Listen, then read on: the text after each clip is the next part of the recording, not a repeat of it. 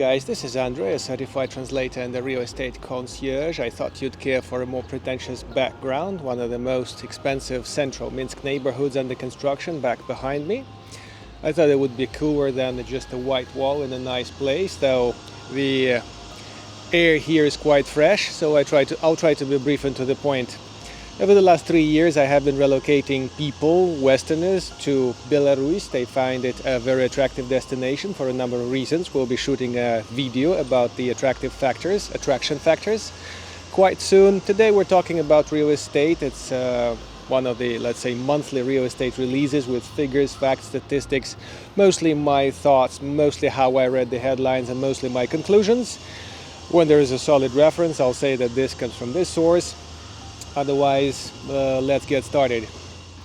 As it happens, in Minsk in January there were about 1,300 deals, and more are coming because the registration process updates in the database as you go, so exact January figures are normally out by March. And this is not exactly December statistics, but you normally compare the January of 24 with January of 23, and this comparison is in favor of our ongoing year. This January there were quite a few deals. The average per meter price in Minsk was $1,400, but then again, you know, it's not a correct way to put it because there are 1-, 2-room flats, there are better, worse districts. So let's digest this step by step. It seems that on average prices went up by a fraction. It's now about $1,400 per square meter, $1,425 to be exact, and the 1-room flats were $1,350 per meter, 2-room flats were $1,400 plus per meter. There are obviously different segments, different types of flats, and you have to be more specific about the area where you're looking at, because the guys behind me are still selling $3,700 per square meter unrenovated.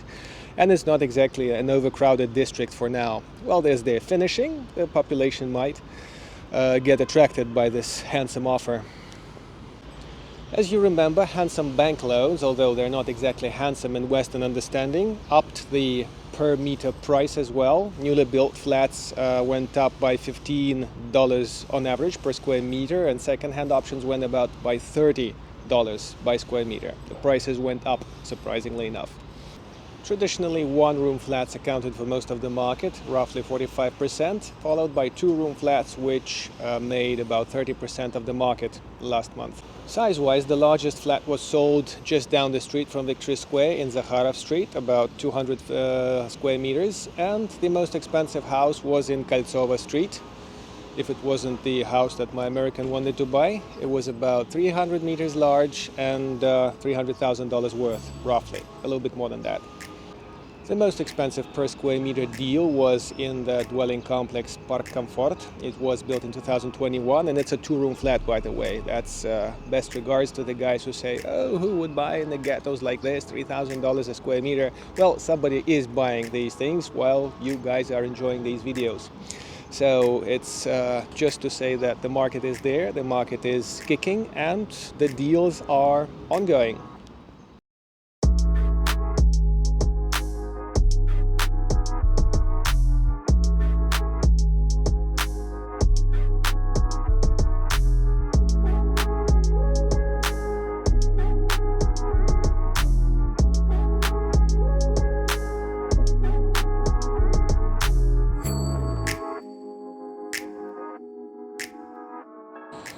Early February statistics is kind of interesting. The general number of offers is up by 10%. The pricing is down by 5% or more depending on the segment.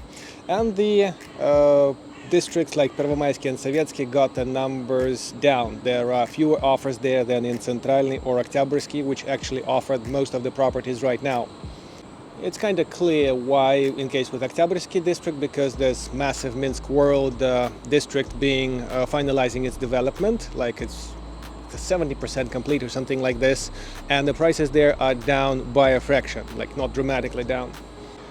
Again, speaking of the January statistics, it's traditionally an off-season, and mostly because of the psychological closure factor. In December, everybody were rushing to get their deal and shake hands and everything, check into a new place, like sign off the last year. So people were buying like mad, on top of other factors, because the bank loans were quite generously, and 11 point something percent is regarded here a year. Interest rate a year is regarded as like some cool deal. The loans have been dropping through the last year, and from 17 to 14 they now are 11, and they're still available, it seems, under different conditions, of course. I'll put some interest rates over here just for your information, because you can't really take them unless you have a salary history here in Belarus. So statistically, about $30,000 budget is normally involved when the loan is involved. And actually my American last year sold his one-room flat to a lady who took a bank loan. The stress in the Russian economy is mounting up. The exchange rate of theirs may or may not exceed 100 rubles or more. And the thing is, they're major buyers of our stuff now. And this may or may not bring up some tensions here in the Belarusian economy. Which way it's going to turn, we'll see after March the 17th, the Russian presidential elections. And this whole thing seems to be working in some kind of a cycle. Developers feel that people have money and they up their offers by $50 per square meter.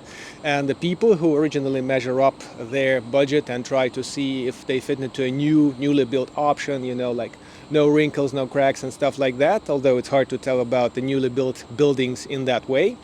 They actually feel that they would rather take something second-hand, maybe from a reseller. There's a whole sector of resellers that shaped up mostly in Minsk world, as I understand, but there may be other flats that get purchased newly built and get redone or just get resold at profit, and such a sector exists, mounting up the prices.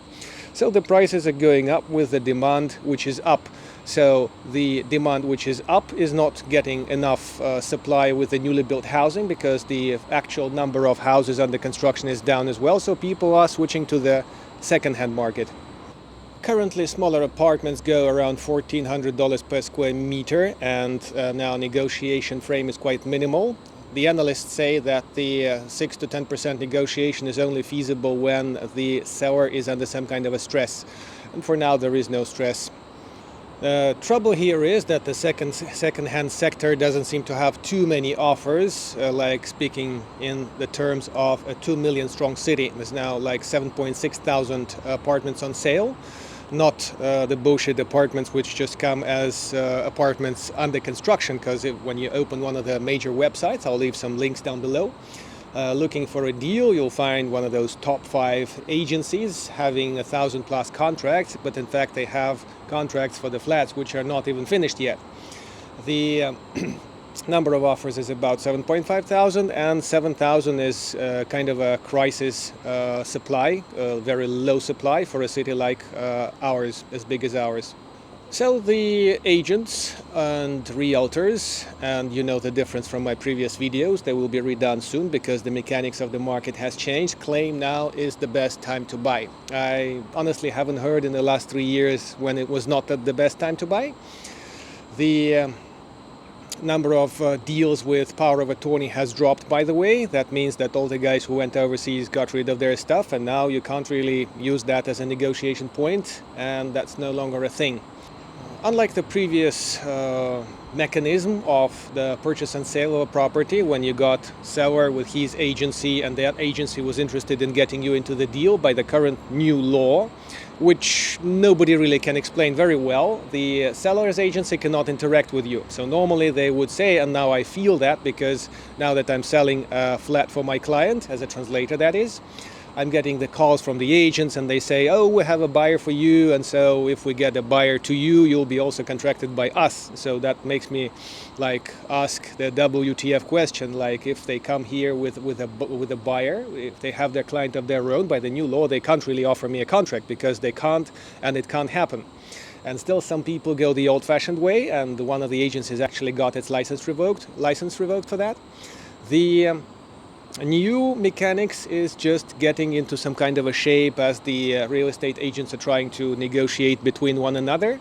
But it seems like when I was in a travel agency, that just like the bosses of travel agencies have really hard times getting together, getting things organized, discussed, as competitors normally have in a not so civilized country. The real estate agents here in Belarus have to shape their cooperation modes, because basically when the seller has an agency and the buyer comes with an agency, they do have to cooperate somehow to minimize their paperwork and to get some more free time to get those free cold calls and offer the dream deal to the guys who are selling their properties.